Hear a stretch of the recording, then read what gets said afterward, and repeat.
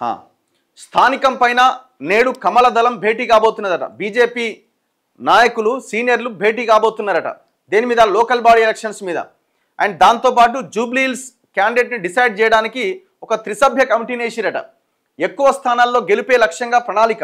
Jubilee hills అభ్యర్థి కోసం త్రిసభ్య కమిటీ. మెజారిటీ జిల్లా పరిషత్తులు మావే. రామచంద్రరావు. స్థానిక ఎన్నికల సమరానికి కమల దళం సమాయత్తమవుతోంది.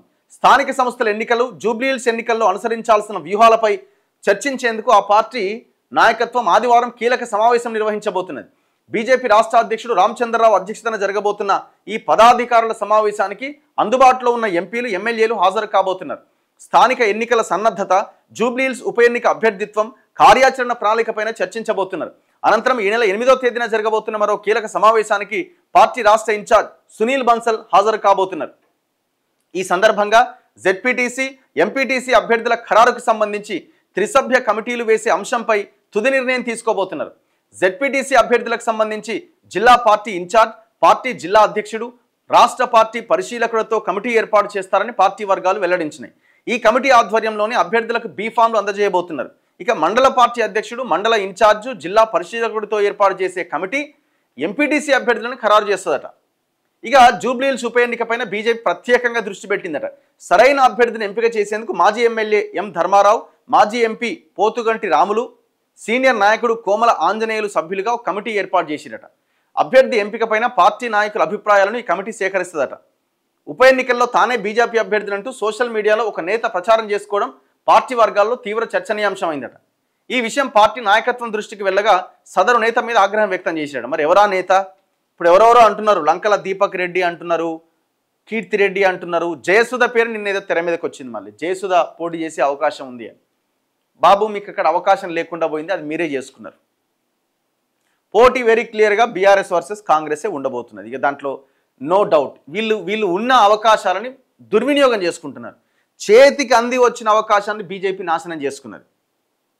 ఈనాటికి కూడా బీజేపీ ఈ తెలంగాణ ప్రజల కోసం, ఈ రేవంత్ రెడ్డి ప్రభుత్వం చేస్తున్న ప్రజా వ్యతిరేక విధానాల మీద కొట్లాడుతున్న సందర్భం లేదు. ఏదో 2023 ఎలక్షన్లకు ముందు కొంత హడావుడి జరిగింది తప్ప ఆ తర్వాత మొత్తం వీళ్ళు నిద్రపోయారు. వీళ్ళు ఒక ఉంటాయి చూసినా, నత్తలు ఇట్లా కథలు కూడా కదలే చూసినా, ఇట్లా మనం పోతుంటే ఆ స్థాయిలో ఉన్నారు వీళ్ళు. అంత భయంకరంగా. ఇది నేను అంటున్న మాట కాదు, ఆ పార్టీ కార్యకర్తలు అంటున్న మాట. 1000 రగ్గులు కప్పుకొని పడుకున్నారు వీళ్ళు. ఏసీ -1లో పెట్టిరు. మన ఏసీ ఏమో 16 దగ్గరనే ఉంటుంది, కానీ వాళ్ళ ఏసీలు -1లో పనిచేస్తాయి. -1 పెట్టుకొని రగ్గులు కప్పుకొని పడుకున్నారు వీళ్ళు. ఎక్కడిదండి వీళ్ళ కార్యాచరణ? గిన గిట్లా మార్వాడీలకు అండగా ఉంటాం అని ఇట్లా మాట్లాడుతుంటే ఈ పార్టీ గెలుస్తుంది. 565 జెడ్పీటీసీలో మీరు గెలిచే స్థానాలు ఏంటంటే మొత్తం మేమే గెలుస్తాం అంటున్నాను రామచంద్రరావు. మొత్తం మేమే. ఒక్క ఇష్యూ మీద కొట్లాడిరా మీరు? కాకపోతే ఎవరికి వాళ్ళు వాళ్ళ నియోజకవర్గాల్లో మాట్లాడుకుంటున్నారు. ఇప్పుడు ఈటల రాజేందర్ ఎంపీ, ఆయన మల్కాజ్గిరి నియోజకవర్గంలో జరిగితే ఆయన పోతున్నాడు, గంతవరకే. ఇక కొంతమంది అయితే మాకేం సంబంధం, పదవి ఆయనకి ఇచ్చిరు కదా, ఆయనే చూసుకుంటాడు కథ.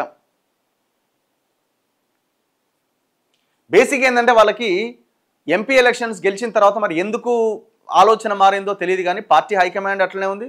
వదిలేయండి తెలంగాణ, మనకేం ఇప్పుడేమంత ఇబ్బంది, ఇప్పుడేం మనకు అంత అవసరం లేదనుకుంటున్నారు, ఏమో తెలియదు, కానీ గాలికి వదిలేసినారు.